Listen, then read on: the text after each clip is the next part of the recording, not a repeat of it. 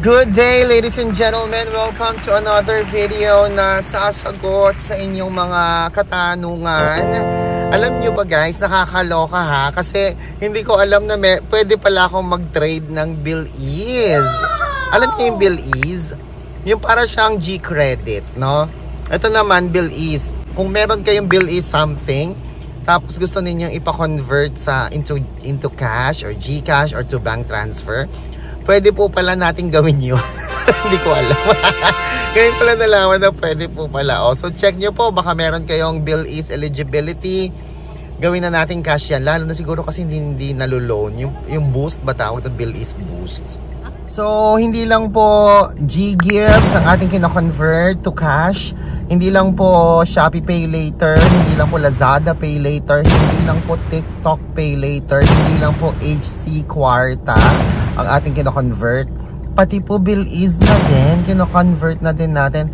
Naku, who knows, baka mamaya pati Grab na rin, pwede ko na rin palang i-convert. So yun po yung abangan ninyo, ladies and gentlemen, no? So for now, BillEase po, pwede na natin yan siya i-convert into cash.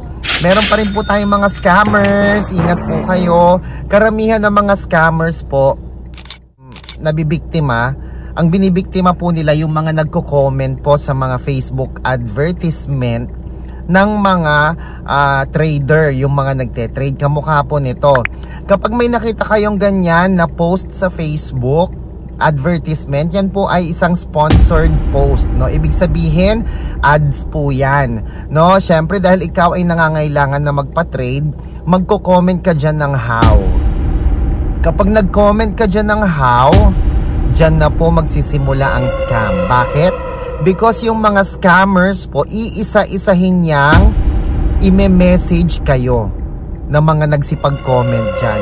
Ime-message niya kayo, aalokin niya kayo na gusto niyo po bang magpa-trade ng inyong G-Gives, ng inyong Pay Later eligibility, ng inyong home credit kwarta. Ipi-PM niya kayo kung gusto niyo bang magpa-trade. Ngayon magre-reply ka how. Diyan na po magsisimula yung biktima, yung pambibiktima sa inyo. Kaya I highly suggest pag may nakita kayong ads na ganyan, wag na kayong mag-comment. Dahil sa inyong pagko-comment, diyan na po magsisimula ang pambubudol sa inyo at pang-i-scam. Kasi may magpi-PM sa inyo. Bakit? Kasi makikita niya doon na interesado po kayo na magpa-convert. So alam na niya na kayo po ay may balak magpa-convert o magpa-trade ng inyong mga ipapa-trade ng inyong mga pay later. Kaya I highly suggest na huwag kayong magpapa-convert sa kanila at huwag kayong mag-entertain. Kapag sila ang unang nag-message sa inyo, huwag po kayong mag-entertain. Dahil ang mga nagtitrade talaga, yung mga legit na mga trader, karamihan po sa amin ay hindi kami nagme-message sa inyo. Kayo po ang unang magme-message sa amin. Hindi po kami. Kayo po ang unang magme-message sa amin. At dahil kilala mo na ang iyong trader, alam mo na ang kanyang itsura, kilala mo na siya, may character, may profile, kaya it's very important po na magpa-trade lang kayo sa may pangalan at kilala. Kamukha po ni DJ Chico. Upang nang sa gayon, hindi kayo na-scam. Makipag-video call po kayo.